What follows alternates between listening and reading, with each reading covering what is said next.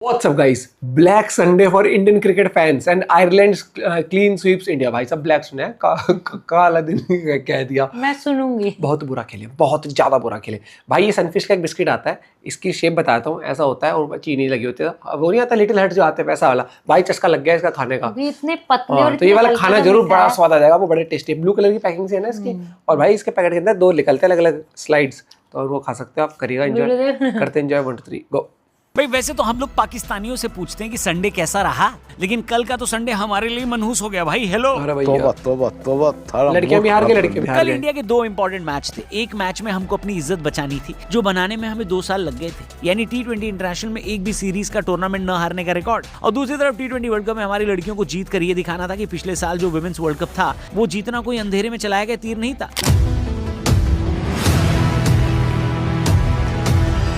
लेकिन हमको दोनों जगह हार मिल गई भाई। हेलो, मेरा तो इतना लाइफ खराब हो गया है। दिल ही खराब हो गया। चल रहे हैं और पूछ रहे हैं कि तुम बताओ तुम्हारा संडे कैसा रहा पड़ोसियों। हम अपना संडे कैसा रहा इस वीडियो के एंड में बताएंगे। फिलहाल कल 2 मैच थे, दोनों के बारे में बात कर लेते हैं, लेकिन पहले इंडिया वर्सेस आयरलैंड मैच के बारे में बात कर लेंगे क्योंकि कल यही पहले शुरू हुआ है। इस मैच में सबको ये उम्मीद थी कि इंडिया सिर्फ जीतेगा नहीं बल्कि बड़े अंतर से जीतेगा, क्योंकि हमको स्टेटमेंट देनी थी कि पिछला मैच हम तुक्के में हारे थे और ये मैच जीतने के लिए हम एक बार फिर से टॉस जीत गए थे और हमको पहले गेंदबाजी करने का मौका मिला था, जो कि हमारा फेवरेट काम है। लेकिन एक बार फिर आयरलैंड ने दिखाया कि ये लोग पुरानी वाली आयरलैंड नहीं है जो लिबिर लिबिर करते थे। अब इनको चाहिए फुल इज्जत। जब श्रेयस अय्यर टॉस पर आए तो सबसे पहले ये पता चला कि टीम इंडिया 2 नए खिलाड़ियों को डेब्यू करने का मौका दे रही है। सब लोग खुश हो गए कि वैभव तो होंगे ही इसमें, लेकिन श्रेयस अय्यर ने बताया कि हम प्रिंस यादव को डेब्यू करा रहे हैं और सूर्यांश शेगड़े को भी डेब्यू करवा रहे हैं। टिकट खरीद कर मैच देखने गए लोगों का और ब्रॉडकास्टर का एक ही रिएक्शन, आयरलैंड पहले बैटिंग करने आई और एक बार फिर उनकी शुरुआत बहुत अच्छी नहीं थी। हर्षित राणा ने इंजरी से वापसी करके सबको इंप्रेस किया। एक बार फिर वो भारतीय टीम के बेस्ट गेंदबाज साबित हुए। टीम इंडिया को अर्ली ब्रेक थ्रू उन्होंने दिलवाया। अपना पहला मैच खेल रहे प्रिंस यादव ने भी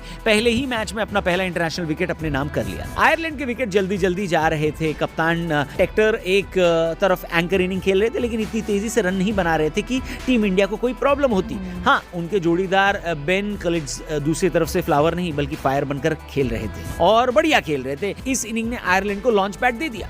भारत की तरफ से प्रिंस यादव सबसे शानदार गेंदबाज साबित हुए। शिवम दुबे ने भी अच्छी गेंदबाजी करी, लेकिन मेरे हिसाब से हर्षित राणा के 4 ओवर पूरे करने चाहिए थे, क्योंकि उन्होंने 6 रन प्रति ओवर के हिसाब से भी रन नहीं दिए थे। खैर, आयरलैंड 154 रन बनाने में कामयाब हो गया। अब इससे पहले कि मैं आपको इंडिया की इनिंग के बारे में बताऊं, उससे पहले मैं आपको एक कहानी सुनाना चाहता हूं। राजस्थान के टोंक जिले से 2021 में एक लड़के को आयरलैंड का स्टूडेंट वीजा मिला। इस लड़के का नाम था जय मुंद्रा। आयरलैंड जाकर हायर स्टडीज करना चाहता था, लेकिन 2021 में वहां जाकर शिफ्ट हो गया। लेकिन क्रिकेट पसंद था, इसलिए पढ़ाई के साथ साथ आयरलैंड में लोकल डोमेस्टिक टूर्नामेंट भी खेलने लगा। उसका खेल पहले तो लोकल लेवल पर ही मशहूर हुआ, लेकिन फिर आयरलैंड क्रिकेट की नजर उन पर पड़ी। सिलेक्टर्स ने उसके टैलेंट को पहचाना और 2025 में उनको आयरलैंड की नागरिकता भी दे दी गई। जय मुंद्रा का इसी भारतीय दौरे पर इंटरनेशनल डेब्यू हुआ है और उन्होंने पहले मैच में जब संजू सैमसन के विकेट लिए तो वैसे तो भारत में काफी निराशा थी, लेकिन राजस्थान के टोंक में एक परिवार काफी खुशी से झूम उठा था, क्योंकि उनके यहाँ का एक लड़का क्रिकेट खेलने का सपना जी रहा था अपना।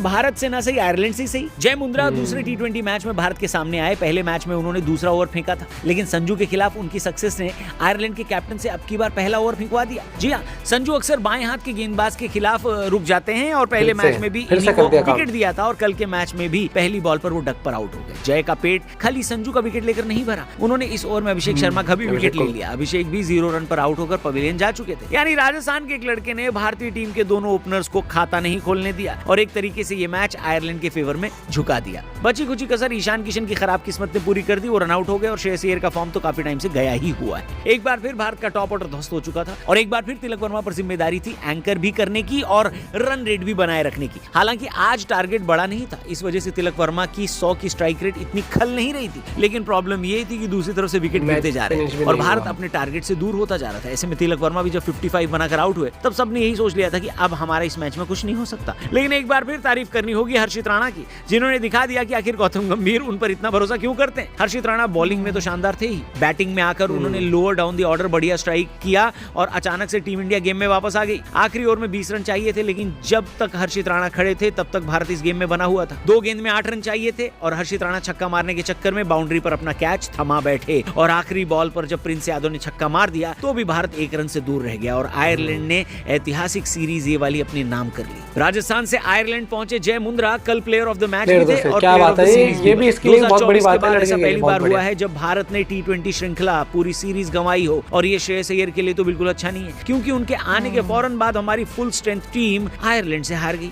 सवाल एक बार फिर उठेंगे कि आखिर वैभव सूर्यवंशी को मौका क्यों नहीं दिया गया? आपके हिसाब से भारतीय टीम की हार की वजह क्या है? कमेंट करके बताना। फिलहाल हम आपको दूसरी हार के बारे में भी बता देते हैं जो हमको थोड़ी ज्यादा चुभी है, क्योंकि यहाँ पर तो वर्ल्ड कप सेमीफाइनल दांव पर था। हेलो, लेकिन इस हार के बारे में बात करने से पहले डिस्क्रिप्शन में लिंक दिया है हमारे नोपो चैनल पर जाकर मैच फिक्सिंग से जुड़े 3 वीडियोस हमने इस चैनल पर डाले हैं, जहां पर ऐसी कहानी हमने आपको सुनाई है जो शायद आपने नहीं सुनी होगी या फिर इस तरीके से न देखी होगी। इसलिए जाकर हमारे नोपो चैनल पर इन वीडियोस को जरूर देखना, लिंक डिस्क्रिप्शन में दिया है। फिलहाल इस वीडियो में आगे बढ़ते हैं। तो दोस्तों हम बात कर रहे हैं एक मस्ट विन मुकाबले की, जिसमें टीम इंडिया ने टॉस जीता, पहले बैटिंग करने का फैसला कर लिया था। हम विमेंस वर्ल्ड कप की बात करें, ठीक है। मेरे हिसाब से ठीक ठाक शुरुआत भी करी थी। स्मृति और शेफाली के बीच ओपनिंग पार्टनरशिप 66 की हुई, लेकिन दिक्कत ये थी कि इतने रन बनाने में हमको 9 ओवर लग गए। अगर आपके 2 विकेट गिर गए हो तो आप 9 ओवर में 66 एक्सपेक्ट कर लेते हो, लेकिन बिना विकेट खोए शुरुआत को आप धीमा ही मानोगे। जब शेफाली वर्मा ने रन गति बढ़ाने का प्रयास किया तो आउट हो गई। स्मृति, शेफाली, जेमिमा तीनों को शुरुआत तो मिली, लेकिन तीनों बड़ा स्कोर नहीं बना पाई। खासकर स्मृति तो अपनी गलती से रन आउट हो गई। जेमिमा 28 बॉल में 34 रन बनाकर खेल रही थी, लेकिन नीचे विकेट बाकी थे, इस वजह से उनको रिटायर्ड आउट कर दिया गया। ऐसा लग रहा था कि भारत कॉम्पिटिटिव टोटल नहीं बना पाएगा, लेकिन लास्ट ओवर में कप्तान हरमनप्रीत कौर ने धागा खोल दिया और लगातार 3 छक्कों के साथ अपनी हाफ सेंचुरी पूरी करी और टीम इंडिया को 170 के कॉम्पिटिटिव टोटल तक भी पहुंचा दिया। अब यहाँ पर ऑस्ट्रेलिया के लिए बहुत ज्यादा दांव पर कुछ लगा हुआ नहीं था। वो ये मैच हार भी जाते तो भी सेमीफाइनल में पहुंच जाते, लेकिन उन्होंने पूरी शिद्दत के साथ खेला। हालांकि भारत को अर्ली विकेट मिले, रेणुका सिंह ठाकुर ने ऑस्ट्रेलिया की ओपनर को सस्ते में निपटा दिया और फिर श्रीचरणी के आने के बाद ऑस्ट्रेलिया की पारी पर थोड़ा सा ब्रेक लगा। लेकिन दुनिया की नंबर 1 ऑलराउंडर एशले पेरी ने पेरी पेरी फ्राइज वाला मसाला हमारे अरमानों पर छिड़क दिया और एशले गार्डनर के साथ एक ऐसी पार्टनरशिप कर दी जिससे ऑस्ट्रेलिया वालों का दिल गार्डन गार्डन हो गया। दोनों ने अपने अपने अर्धशतक पूरे किए। गार्डनर तो आखिरी तक नॉट आउट भी गई और ऑस्ट्रेलिया 171 का टारगेट 19 ओवर में पूरा कर चुकी थी। इसी के साथ भारत वर्ल्ड कप से बाहर हो गया। हमारे ग्रुप से ऑस्ट्रेलिया और साउथ अफ्रीका आगे गए हैं। कई लोगों को यह उम्मीद थी कि पिछले साल जो वर्ल्ड कप हमने जीता उसके बाद अगर हम T20 वर्ल्ड कप भी जीत लेंगे तो शायद विमेंस क्रिकेट में अपने डोमिनेशन की शुरुआत हम कर पाएंगे, लेकिन ऐसा नहीं हो पाया। अब यहाँ पर मैं थोड़ा पाकिस्तान वालों से भी बात कर लेता हूँ जो हमको चिढ़ा रहे हैं कि पड़ोसियों संडे कैसा रहा। भाई आयरलैंड तो बहुत बढ़िया टीम है, उनके पास टेस्ट स्टेटस भी है। तुम्हारी टीम तो उनसे तब हारी थी जब उनको कोई जानता भी नहीं था। इसी तरह तुम्हारी महिला टीम को तो हमने पहले ही मैच में हराकर रफा दफा कर दिया था, इसलिए आवाज थोड़ा नीचे। फिलहाल आप लोग बताइए दोस्तों, आपके लिए भारत की दोनों हार के जिम्मेदार कौन थे? कमेंट करके बताना। आपको मैंने 2 बुरी खबर तो दे दी है, यानी 2 हार की खबर दे दी है, तीसरी बुरी खबर देकर हैट्रिक बना देता हूँ, ठीक है। हम सबके फेवरेट खिलाड़ी बेन स्टोक्स ने क्रिकेट से रिटायरमेंट ले ली है। जी हाँ, रिटायर होने का फैसला कर लिया है। कल उन्होंने इंग्लैंड ड्रेसिंग रूम में इस बात की जानकारी दी और उन्होंने इंटरनेशनल क्रिकेट में अपनी आखिरी इनिंग भी खेल ली है, क्योंकि कल वो इंग्लैंड के लिए आखिरी बार खेलने उतरे तो ओपनिंग करने चले गए और 30 रन बनाकर आउट हो गए। हालांकि ऑफिशियली उनका रिटायरमेंट आज होगा, क्योंकि New Zealand versus England test match का आखिरी दिन आज है। न्यूजीलैंड को जीतने के लिए 6 विकेट चाहिए, जबकि इंग्लैंड अपनी जीत से 270 रन दूर है। बेन स्टोक्स के बारे में भी आप कुछ लिखना चाहते हो तो लिखना जरूर कमेंट बॉक्स में। हम आपसे मिलते हैं कल। भाई हार गए, चलो ठीक है, आयरलैंड वाली सीरीज हार गए। अब इस चैप्टर को अब मुझे लगता है कि हमें ना वो नहीं होना चाहिए कि भाई हमारी टीम बेकार। नहीं, टीम अच्छी है, हर एक चीज़ है। टीम की इंटेंट अच्छी नहीं लगी, जिस तरीके से वो बीच में स्लो कर दिया, नहीं करना चाहिए था। मुझे लगता है अब 5-5 विकेट गिरने के बाद 200-250 रन बना के तो अब वही सोच के आते कि भाई हमें टारगेट ही 200 लेके चलना और खेलो। हार तो वैसे ही रहता है पहला मैच भी, दूसरे में एक बार इंटेंट तो चेंज कर लेते, वही चीज आ जाती है। और अगर आपको एक्सपेक्टर लाना था तो एक बार आप हर्षित राणा को ऊपर भेज दे तो कहते भाई जा अटैक कर दे। थोड़ा इस तरीके से भी आप कर सकते थे। ठीक है, चलो हार गए। मैं यहाँ पर ना गंभीर की गलती कहूंगा, ना यहाँ पर किसी प्लेयर की कहूंगा स्पेसिफिक। कई बार हो जाती हैं चीजें, आप कुछ भी कर लो, नहीं हो पाता। हाँ, लेकिन तिलक वर्मा ने इतना अगर स्लो करा दोनों मैचेस में तो उसको फिनिश भी करना चाहिए था गेम। ये वाला भी आता है।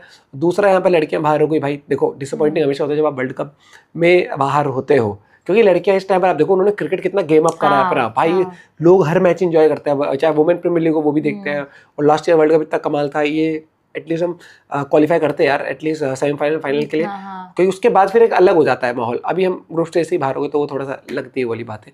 लेकिन भाई फिर भी ये कहूँगा कि हाँ, कल का दिन अच्छा नहीं रहा। मिलता है आपसे वीडियो के साथ, बाय, टेक केयर।